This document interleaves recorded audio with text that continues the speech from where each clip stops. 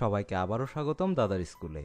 এই ভিডিওতে আমরা আবারও আলোচনা করব পলি মডেলিং নিয়ে, বাট এখানে আমাদের আলোচনার বিষয় প্রতিবারের মতোই আরও একটু ডিফারেন্ট। দ্যাট মিন্স এই ভিডিওতে আমরা নতুন আরও একটা বিষয় এক্সপ্লোর করব, যেটা পলির একটা এক্সক্লুসিভ পার্ট, এবং সেই পার্টটাকে বলা হয় পেইন্ট ডিফরমেশন টুল। সো পেইন্ট ডিফরমেশন টুলটা যদি আমরা ব্যবহার করতে চাই, সার্টেনলি সেটাকে আমরা যে কোনো অবজেক্টের উপরে ব্যবহার করতে পারবো, বাট আমি এখানে আলোচনার সুবিধার্থে সেটাকে একটা প্লেনের উপর অ্যাপ্লাই করে দেখাবো।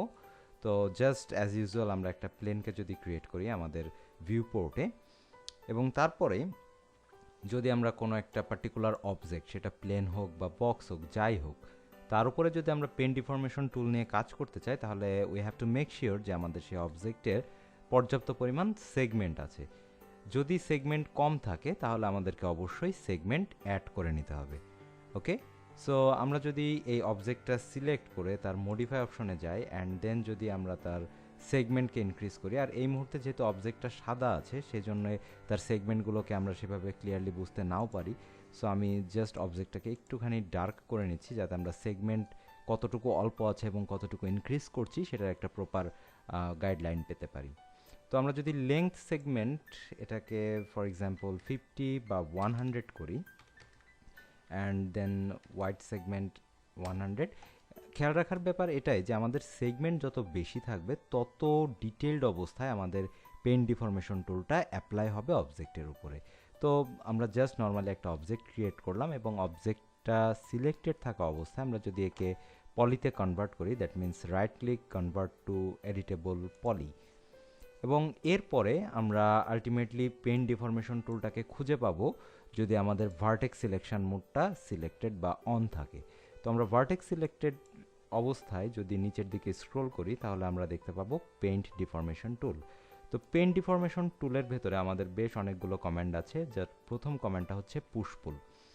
পুশপুল কমান্ডটা যখনই আমরা এনাবল করব, তখন যদি আমরা আমাদের মাউস পয়েন্টারটা নিয়ে যাই আমাদের ভিউ পোর্টে, তাহলে দেখতে পাচ্ছি যে আমাদের মাউসের সামনে একটা রাউন্ড এরিয়া দেখা যাচ্ছে। তো এই যে রাউন্ড এরিয়া, এটা অনেকটা ভার্চুয়াল ব্রাশের মতো আমরা বলতে পারি, যে ব্রাশটা কিনা আমার যে অবজেক্ট আছে সেই অবজেক্টকে তার উপর একটা 3D পেন্ট তৈরি করতে পারে। এখন পেন্টটা কীরকম হবে, যেমন এটা হচ্ছে একটা প্লেন সারফেস, এই প্লেন সারফেসটার উপরে আমরা যখন পুশপুল অ্যাপ্লাই করে মাউস ক্লিক অ্যান্ড ড্র্যাগ করব, তখন এর একটা উচ্চতা তৈরি হবে, একটা হাইট সে ইন্ডিকেট করবে যখন আমরা তাকে ক্লিক অ্যান্ড ড্র্যাগ করব। তো এই যে ব্রাশটা আছে, এখন ন্যাচারালি আমাদের একটা প্রশ্ন আসবে যে আচ্ছা, এই যে ব্রাশের যে আকৃতি বা যে সাইজটা আছে সেটা কি বাই ডিফল্ট যা থাকবে তাই, নাকি আমরা এটাকে কাস্টমাইজ করতে পারবো? ফর শিওর আমরা আমাদের যে ব্রাশের সাইজটা আছে সেই সাইজকে কন্ট্রোল করতে পারবো, এবং তার জন্য আমাদের এই পেন ডিফরমেশনের ভেতরে একটা প্যারামিটার আছে ব্রাশ সাইজ, যেটা বাই ডিফল্ট আছে 1.667। এটাকে যদি আমরা ডাবল ক্লিক করে এখানে একটা ভ্যালু পুট করি, ফর এক্সাম্পল 5, তাহলে কিন্তু আমরা দেখতে পাচ্ছি যে আমাদের ব্রাশের আকৃতিটা আগের থেকে অনেক বড়, এবং এখন যদি আমরা কাজ করি তাহলে দেখা যাবে যে হ্যাঁ, আগের থেকে আরও ওয়াইড একটা এরিয়া নিয়ে আমাদের ব্রাশটা কাজ করছে। আমরা অ্যাজ ইউজুয়াল কন্ট্রোল জেড বাটনে যদি প্রেস করি তাহলে আমরা আনডু করতে পারি। এখন আমি যে জিনিসটা নিয়ে আলোচনা করছি সেটা হচ্ছে যে ব্রাশের যে ইম্প্যাক্ট বা যে ভ্যালুটা থাকে সেই ভ্যালুটাকেও কিন্তু আমরা ব্রাশ সাইজের মতোই কন্ট্রোল করতে পারি। দ্যাট মিন্স আমরা নর্মালি যখন একটা ক্লিক করছি এবং সেখানে যখন এই পরিমাণ ইম্প্যাক্ট পাচ্ছি, আমরা যদি পুশপুল ভ্যালুটাকে ইনক্রিজ করি, ফর এক্সাম্পল যেটা আছে এই মুহূর্তে 0.833, সেটাকে যদি আমরা করি 1.5, অ্যান্ড দেন যদি এখানে আরেকটা ক্লিক করি, তাহলে দেখা যাবে যে আগের বার পুশপুলের একটা ক্লিকের যেই মান বা মাত্রা ছিল এখন কিন্তু সেটা অনেক গুণ ইনক্রিজ হলো। তো এইভাবে কিন্তু আমরা পুশপুলের এই ভ্যালুগুলোকে ম্যানিপুলেট করে আমাদের সুবিধা মতো বা আমাদের চাহিদা মতো যে কোনো ফর্মে তাকে নিয়ে চলে আসতে পারি। তো এখন কথা হচ্ছে যে আচ্ছা, এই টুলটা আমরা কোথায় ব্যবহার করব? ওয়েল, এই টুলের ব্যবহার কিন্তু অনেকভাবে হতে পারে। ফর এক্সাম্পল আমরা যদি চাই যে কোনো একটা উঁচু নিচু ল্যান্ডস্কেপ তৈরি করব, সেটা কোনো পাহাড় হতে পারে বা হিমালয়ের যেই সে পাহাড় আছে, বরফে ঢাকা পাহাড়, সেরকম পাহাড়ও কিন্তু আমরা তৈরি করতে পারবো। তারপরে আমরা যদি চাই যে না, আমরা একটা প্লেন ল্যান্ডস্কেপ আছে, তার ভেতরে পানি থাকবে এবং সেই পানির যেই তলার যে অংশটা থাকে, দ্যাট মিন্স সেটা পুকুর হতে পারে বা নদী হতে পারে, নদী বা পুকুরের তলা যেরকম বেশ আমাদের গ্রাউন্ড লেভেলের থেকে নিচে থাকে, সেরকম জায়গাগুলো কিন্তু আমরা তৈরি করতে পারবো আমাদের এই পুশপুল কমান্ডের মাধ্যমে। তো আমি সেরকমই একটা প্রজেক্ট যদি আমি এখানে এখন তৈরি করি, তাহলে আমাদের সবার কাছে বিষয়টা ক্লিয়ার হয়ে যাবে যে আমাদের কারেন্ট অবজেক্ট, তার উপর আমি জাস্ট পুশপুলটা নিয়ে যদি নর্মালি এখানে এভাবে র্যান্ডমলি ক্লিক করতে থাকি, তাতে একটা পোর্শন তৈরি হলো যে কিনা একটা হরিজনের মতো তৈরি করবে 3 পাশে। আর আমরা এক পাশে কোনো কাজ করব না, দ্য রিজন ইজ যে আমরা এই পাশটা থেকেই টোটাল সিনটাকে দেখব, পারসিভ করব। তো এখন যদি আমরা চাই যে হ্যাঁ আমাদের এই সিনের একদম মাঝামাঝি এরকম একটা জায়গায় একটা বড় পাহাড় থাকবে, ওকে, সো আমরা যদি এখন আমাদের পুশপুলের ভ্যালুটাকে ইনক্রিজ করি, ফর এক্সাম্পল 2 করি, অ্যান্ড দেন যদি এখানে আমরা পেন্ট করি, তাহলে কিন্তু আমরা এখানে বেশ উঁচু একটা পর্বত শ্রেণী তৈরি করে ফেলতে পারছি, রাইট? এরপরে আমরা আরও যে কাজটা করতে পারি, ইনফ্যাক্ট প্রফেশনালি যখন আমরা এই টুলটা ব্যবহার করব, আমাদেরকে অবশ্যই আরেকটা অ্যাক্ট করতে হয়, সেটা হচ্ছে যে এই যে পুশপুল হওয়ার কারণে যে শেপ চেঞ্জ হচ্ছে বা যে হাইটটা তৈরি হচ্ছে, এদেরকে কিন্তু নর্মালাইজ করা বা রিল্যাক্স করার দরকার হয়। আমরা যদি এখন একটু জুম করে দেখি যে আমাদের অবজেক্টের এই যে কর্নারগুলো, উপরের যে জায়গাগুলো, সেগুলো খুব বেশি তির্যক অবস্থায় আছে। তো এই জিনিসটাকে কিন্তু আমরা রিল্যাক্স করে আরও একটু দৃষ্টিনন্দন করতে পারি, এবং সেই কাজটা করার জন্য আমাদের রিল্যাক্স নামে ডিরেক্ট একটা কমান্ড আছে। আমরা যদি জাস্ট রিল্যাক্সে ক্লিক করি, অ্যান্ড দেন যদি আমরা আমাদের ক্রিয়েটেড যে ল্যান্ডস্কেপ আছে তার উপরে normally mouse click and drag করি, তাহলে দেখতে পাবো যে আমাদের যেই শেপটাকে আমরা তৈরি করলাম তার সেই অ্যাঙ্গেলের যে টেন্ডেন্সিটা আছে সেটা কিন্তু অনেকখানি কমে যাচ্ছে, এবং টোটাল শেপটা অনেক বেশি রিল্যাক্সড হচ্ছে, যাতে আমাদের টোটাল আউটপুটটা কিন্তু আরও একটু রিয়েলিস্টিক লুক পাচ্ছে। তো এই কাজটা আমাদের করাটা জরুরি হবে, আদারওয়াইজ সিনটার ভেতরে হয়তোবা পলিগনগুলো একটু কি বলা যায় যে তারা আনরিয়েলিস্টিক ওয়েতে থাকতে পারে, যেটা হয়তোবা যখন কোনো সেন্সিটিভ প্রজেক্ট হবে সেখানে হয়তোবা সেটা অ্যাকসেপ্টেড নাও হতে পারে, ওকে। সো রিল্যাক্স এটা একটা ইম্পর্টেন্ট পার্ট যখন আমরা পুশপুল নিয়ে কাজ করছি।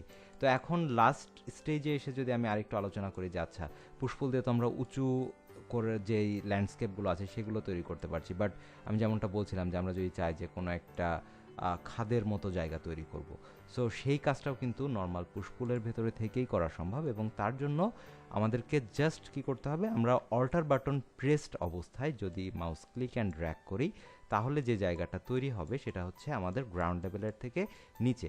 সো এখন যেই অবস্থাটা হলো সেটা হচ্ছে আমাদের গ্রাউন্ড লেভেলের থেকে অনেক নিচে নেমে যাচ্ছে, এবং এর রিজন একটাই, সেই রিজনটা হচ্ছে যে আমি এই মুহূর্তে অল্টার বাটন প্রেসড অবস্থায় আছি, রাইট?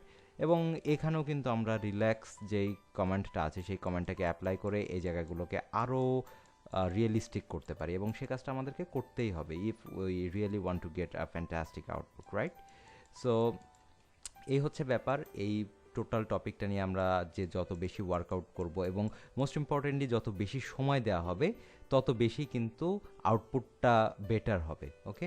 সো এই যে সিনটা আছে, এই সিনটাকে কিন্তু আরও একটু বেশি সময় দিয়ে আরও অনেক গুণ বেটার করা সম্ভব, এবং এখানে যদি আমরা এখন চাই যে না এখানে একটা পানির সারফেসও থাকবে, সেটাও কিন্তু তৈরি করা সম্ভব। কিভাবে, আমরা যদি এই টোটাল ভিডিও সিরিজের একটু আগে যে একটা লেসন আছে নয়েজের উপরে, সেই নয়েজ অ্যাপ্লাই করে কিন্তু আমরা এখানে একটা পানির সারফেসও তৈরি করতে পারবো। টোটাল জিনিসটাকে আমি আরও একবার যদি সহজে রিক্যাপ করে দিই, আমরা একটা প্লেন তৈরি করব, এবং এই প্লেনের উপরে আমরা অ্যাপ্লাই করব নয়েজ মডিফায়ার, নয়েজ। এরপরে আমরা যদি তার সিড ভ্যালুকে চেঞ্জ করি, আমরা যদি তার স্কেল নিয়ে কাজ করি, এবং মোস্ট ইম্পর্টেন্টলি কোন দিকে সে আদতে তার যে চেঞ্জটা সেটা করবে সেটাকে আমাদের অবশ্যই বলে দিতে হবে, এবং সার্টেনলি আমরা বুঝতেই পারছি যে আমরা জেড এক্সিস বরাবর আমাদের অবজেক্টের একটা চেঞ্জ চাই, অ্যান্ড দেন আমরা স্কেলটা নিয়ে কাজ করব, তাহলে দেখতে পাবো যে হ্যাঁ এখানে প্রচুর ঢেউ তৈরি হলো। এখন জাস্ট এর কন্ট্রোল করার ব্যাপার, আমরা যদি তার স্কেল বা স্ট্রেংথটাকে কন্ট্রোল করি জেড এক্সিস বরাবর, তাহলে দেখা যাবে যে হ্যাঁ সে মোটামুটি একটা রিয়েলিস্টিক অবস্থার ভেতরে চলে আসলো। অ্যান্ড আফটার দ্যাট আমরা যেটা করতে পারি সেটা হচ্ছে যে আমরা তার কালারটাকে একটুখানি চেঞ্জ করতে পারি। আমরা এই সিরিজের ভেতরেই দেখবো যে কীভাবে পানীয় তৈরি করা যায়, তখন আমরা আলটিমেটলি টোটাল জিনিসগুলোর সাথে আরও বেশি ফ্যামিলিয়ার হবো। আমরা সেখানে পানি বা গ্লাস তৈরি করার প্রসিডিউরটা দেখবো, প্লাস্টিক দেখবো, but for now I think এরকম একটা কালার চলতে পারে আমাদের কাজের জন্যে। এবং আমরা যদি আমাদের যে মাউন্টেনগুলো আছে তাদেরকে সিলেক্ট করি, অ্যান্ড দেন যদি এখান থেকে তার কালারটা চেঞ্জ করে আমরা গ্রিনিশ একটা কোনো কালার দিয়ে দিই, তাহলে কিন্তু এই সিনটার ভেতরে টোটালি একটা অন্যরকম ফিল পাওয়া যাবে, রাইট? এবং আমরা আরও একটা কাজ যেটা করতে পারি, আমরা আমাদের ওই যে ল্যান্ডস্কেপটার জন্য যার উপর আমরা পুষ্পুল দিয়ে কাজ করলাম, তাকে জাস্ট নর্মালি সিলেক্ট করে তাকে কিন্তু আমরা নাম স্ট্রোগলও করতে পারি। এবং নাম স্ট্রোগল করলে কি হচ্ছে, আলটিমেটলি টোটাল শেপটা আরও একটু স্মুথ হচ্ছে, রাইট? এই কনসেপ্টটা কিন্তু আমরা সবাই জেনে আসলাম আমাদের প্রিভিয়াস যে লেসন্সগুলো ছিল সেগুলো থেকে।